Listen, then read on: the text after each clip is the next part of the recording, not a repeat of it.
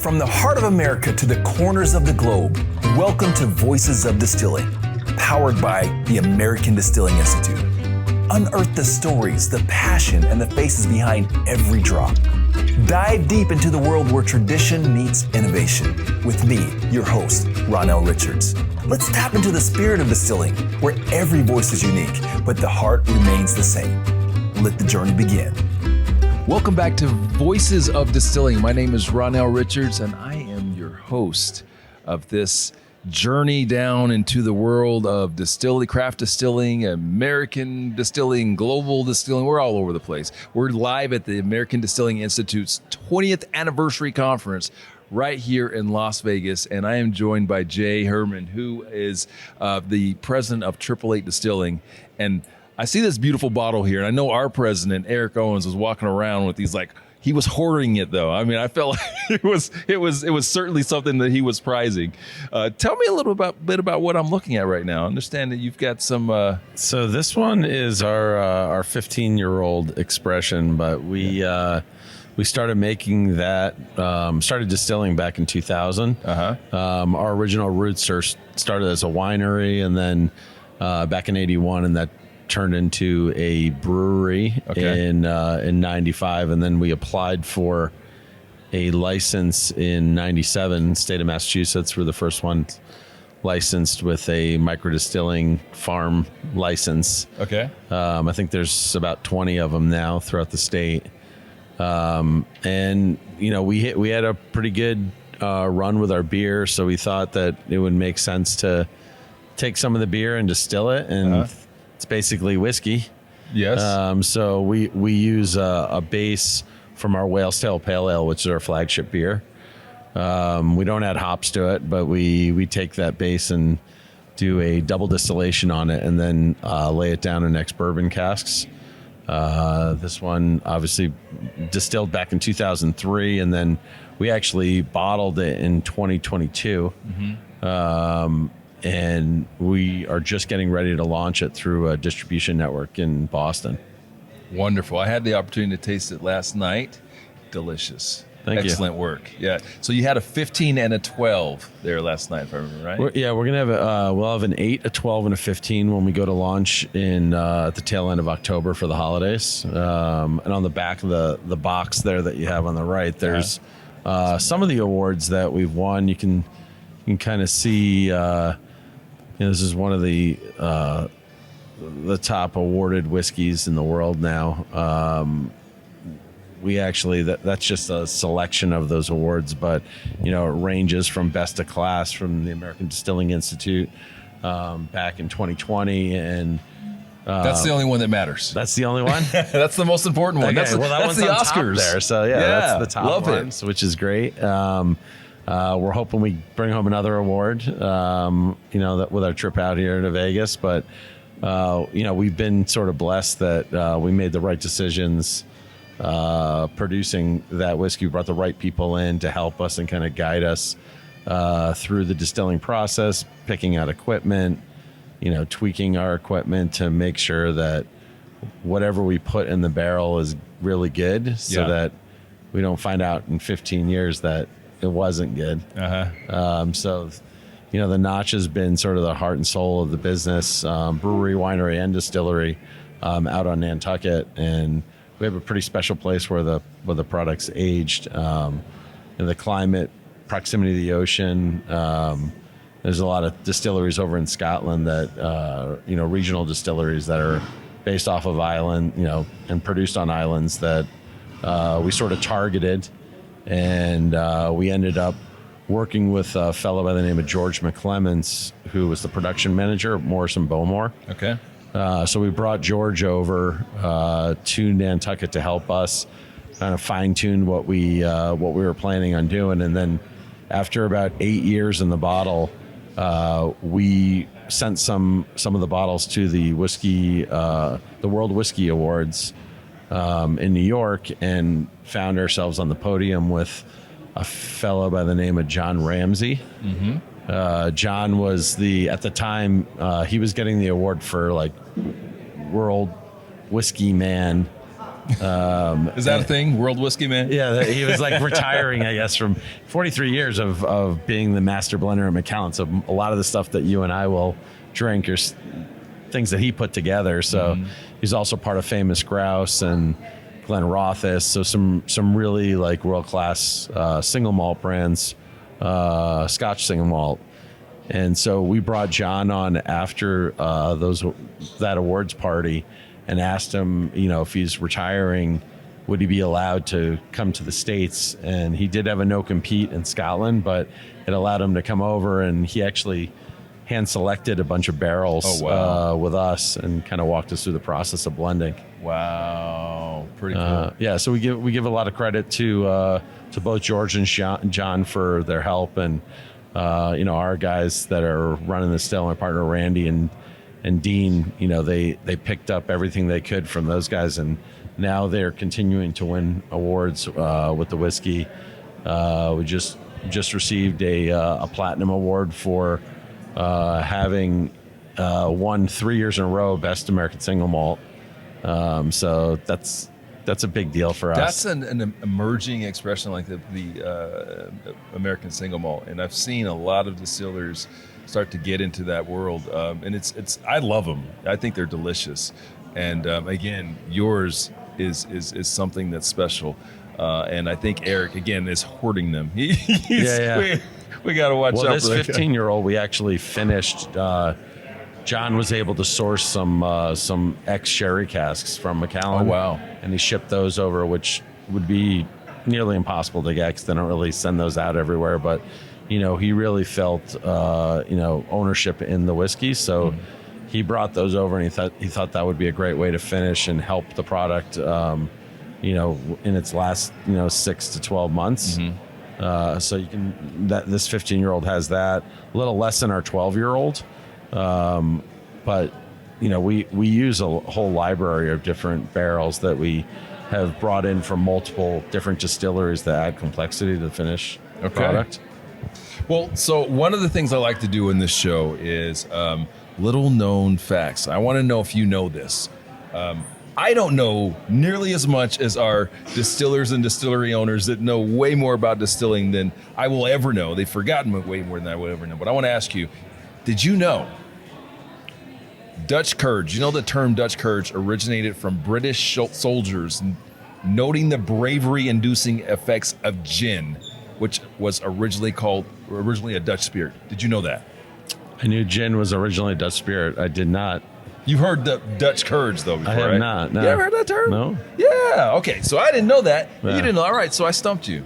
We do make a gin. Yeah. A London dry style gin, and we brought some consultants in with that. But we really make that mostly for our experiential locations. We have one on Nantucket that could see upwards of 5,000 people a day, and then when we first went off island, we built one in Boston, right in the seaport, and now we have one in Portsmouth, New Hampshire, and New Bedford, Mass. And those locations have allowed us to be able to do a lot of innovation and experiment and kind of use our customers as guinea pigs to see if we want to package it. Nice.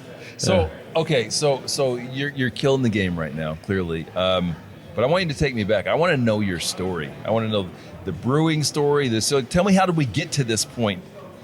So me personally, yes. So I went to college at Fairfield University, and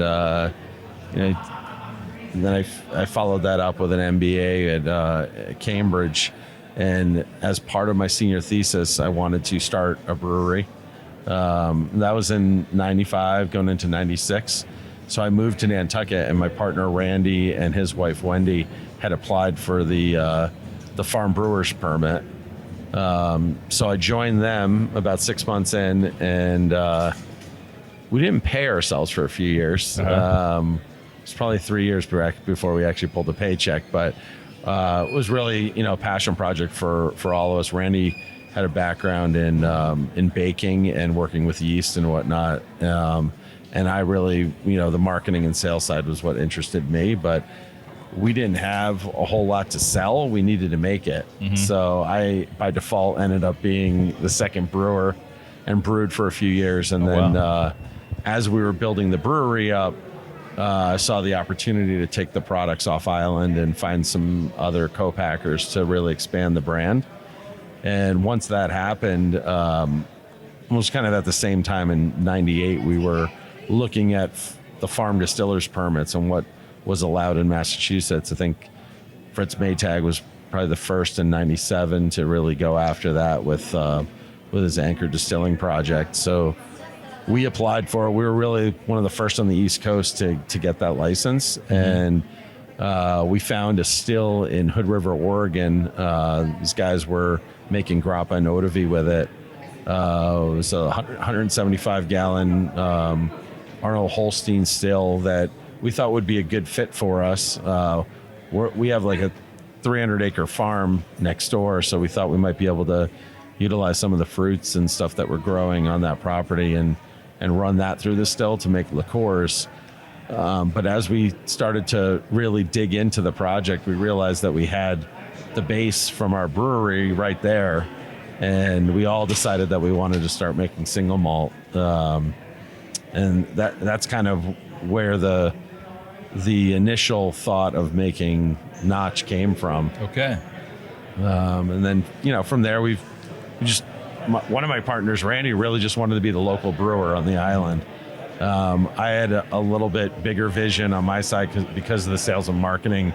I wanted to expand it outside of the island, take it to the mainland, and then ultimately we ended up selling the production and distribution rights to Anheuser-Busch in 2018, and that actually gave us, the capacity and the financial backing to be able to really get behind the distillation side.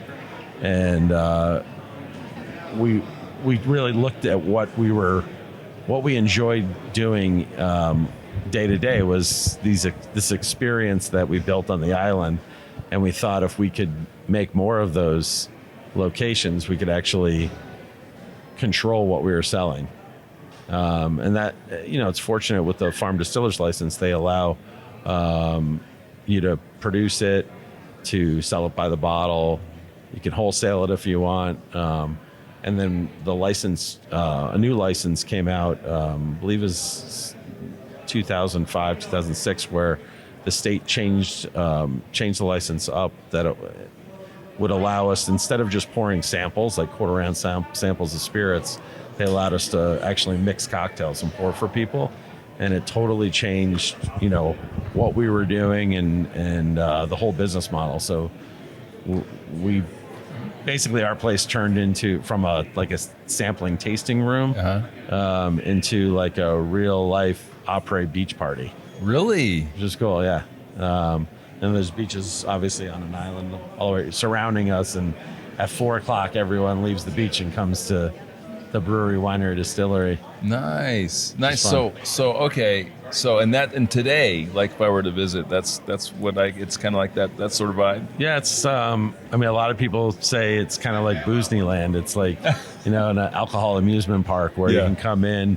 We've won awards for best place to catch a buzz with your dog. What? Best rainy day Okay, who gives out the activity. award for best place to catch a buzz with your dog? That was like the Cape Cod Magazine. Nice. The locals, but so we've created something that even our employees, they love. They don't view it as work. They come there and they just have a great time. Our customers and the people that visit us, feel like they're part of the family. And to take that experience and take it off island is challenging, especially to be able to build a brewery, wine, or distillery in other locations. So we've managed to do that.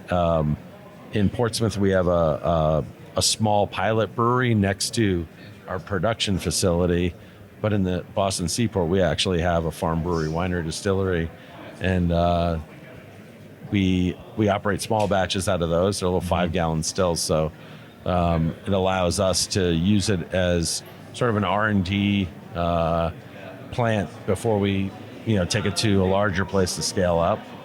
And Nantucket is actually large enough where we can backfill all of our locations. And that part of it's been great. It's actually taken a little bit of pressure off of like managing the wholesalers and my expectation for the wholesalers might be here, and what the reality is after years of being in the distillery industry is getting share of mind and focus is tough these days. So the more we can control on that end of it, on the retail side, I think the better off we are. Okay. So, and guys, if you're hearing that great little ambient noise, we're here live at the American Distilling Institute's 20th anniversary conference, and I think we're in the middle of a break, so we got folks getting in, moving and going into lunch. There's a lot of people at this one, isn't it? Yeah, I was at the first one in 2004 in Alameda, and I thought there was only 50 or 60 people there. I was told there was 100, but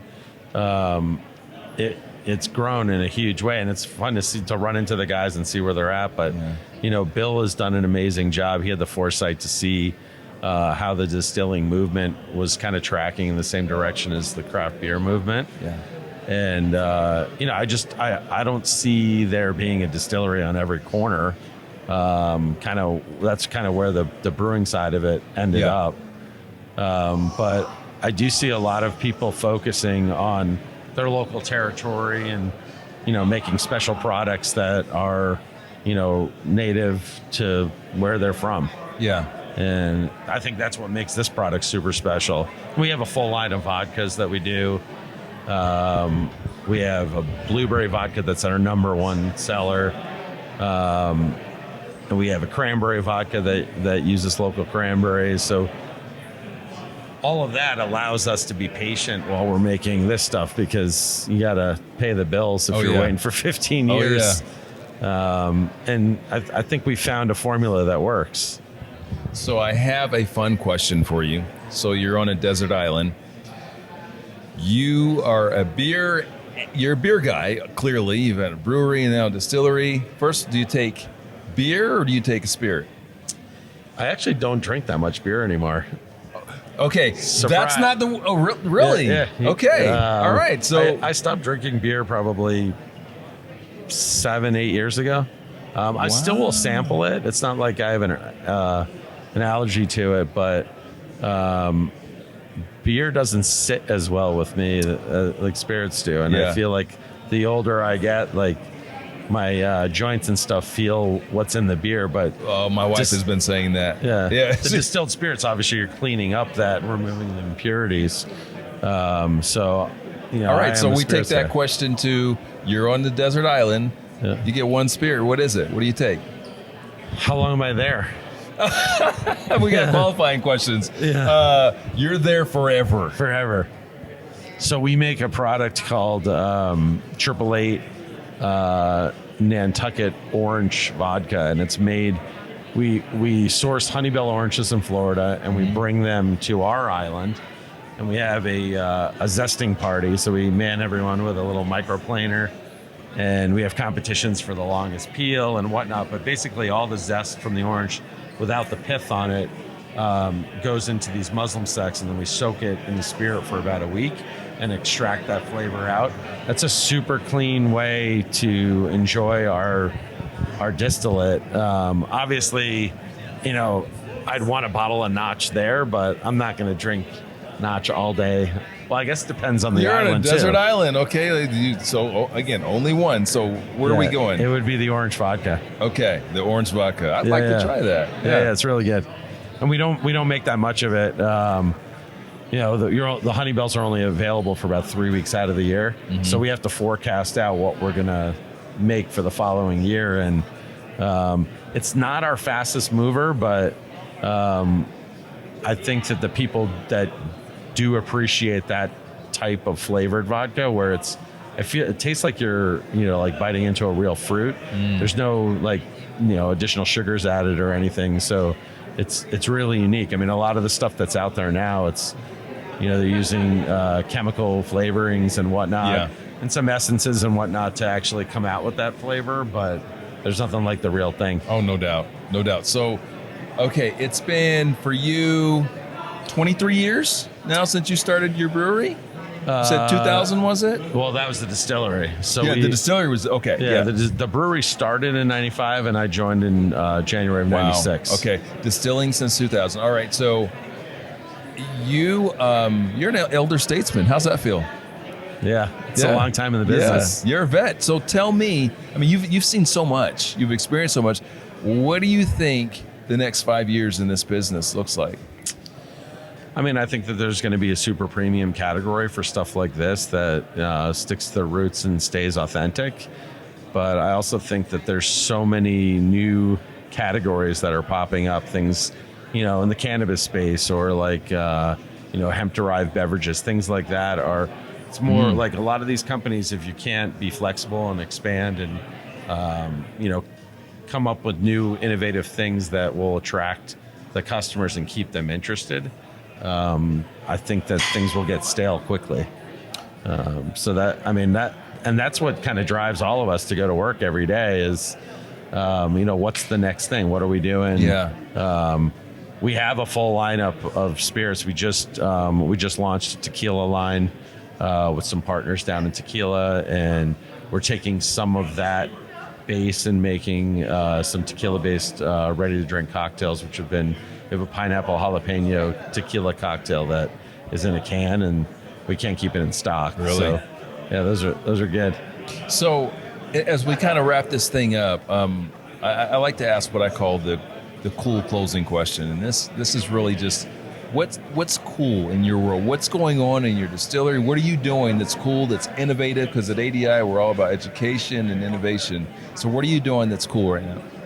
I mean, at the distillery, every day we're on a farm. So whatever seasonal, I think this past week we had, a ton of cucumbers that, came in, and from the farm next door, we're growing all of them. So we're making cucumber cocktails with that and infusing it into our gin. So if you go to the actual experience, you get to try all these things that are not necessarily packaged. And then for us, it's trying to figure out how to take that specific drink that people enjoy and put it in a bottle or put it in a can.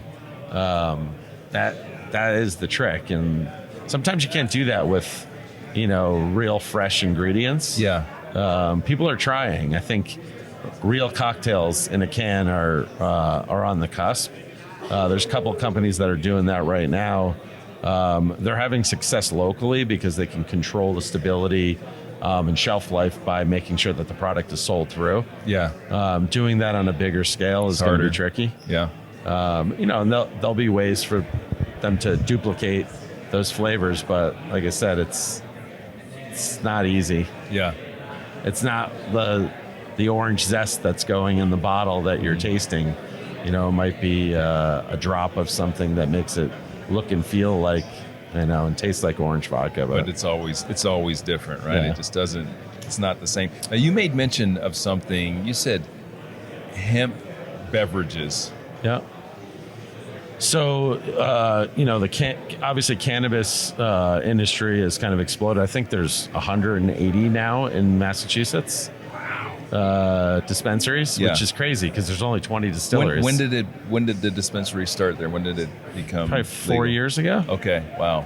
2018, 19, just pre-COVID, but they were all getting licensed and, kind of exploded on the scene. The canned cocktails craze for cannabis drinks kind of started in Colorado with Dixie Elixirs, but then that spread to California really quick. Now it's come east, and because cannabis is federally regulated, you're not going to see, you just saw the Anheuser-Busch, unloaded Tilray. That was their cannabis lead. Mm-hmm. They're doing all their research and whatnot up in Canada where it is legal. And it just didn't look like it was going to go through federally. So one thing that has been gaining a lot of attention is hemp-derived drinks, which in 2018, the hemp farm bill was passed, and that legalized hemp products across all 50 states at 0.03% by dry weight. Okay. And there's a few companies now that are taking that, and with that, you can actually infuse it into a beverage, and they're really good. You can. Is that something that you guys are getting into, or you're getting into as well? Yeah, nice. yeah. not through any of our, alcohol licenses, but Yeah. that can actually be sold anywhere. Just something you're seeing as a wave of opportunities. You're clearly, someone that's pivoted and done different things in business. So when a guy like you talks, I listen. Yeah, I mean, we'll probably have some samples of it next year. I'm actually talking to Bill about trying to get this whole ADI conference over on the East Coast. So I'm hoping we might be able to host something at our facility in Boston. And then, there's just so many distilleries on that side that have popped up. Yeah. I think it would be really, really good for the industry.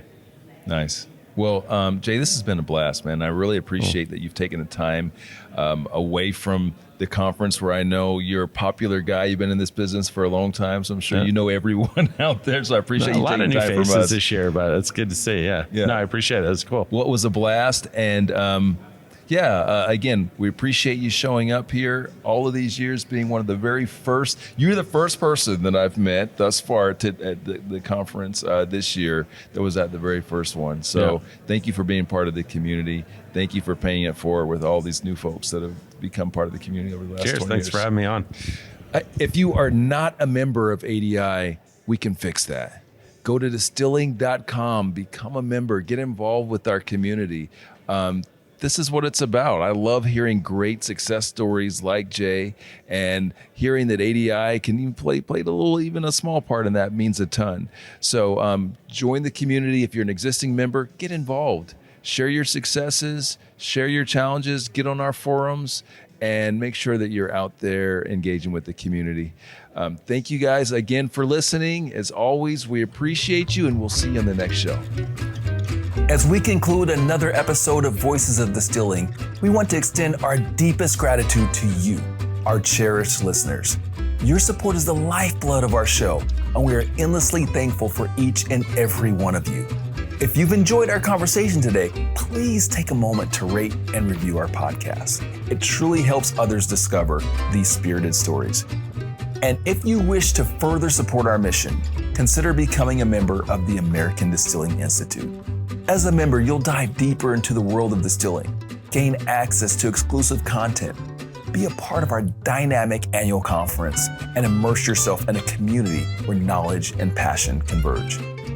Visit our website, distilling.com, for more details on how you can benefit from membership and contribute to the vibrant tapestry of distilling. Until our glasses clink again, remember, every drop has a story, every voice a passion. Raise your glass and cheers to the heart of distilling. Hey, Voices of Distilling listeners. Let's talk about a little something that's at the core of every distillery. I'm talking about yeast. Not just any yeast. I'm talking about the brand of yeast from AB Biotech, Pinnacle Distillers Yeast. Now, you and I both know that yeast is the unsung hero of distilling. It's not just about science. They believe in being partners in fermentation. They've got expertise across the board.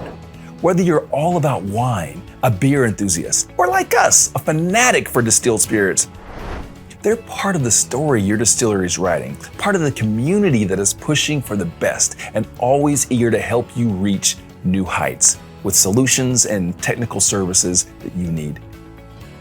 So why settle for just any yeast when you can ferment with the best? Elevate your distilling game. Make Pinnacle Distillers Yeast your partner in fermentation today.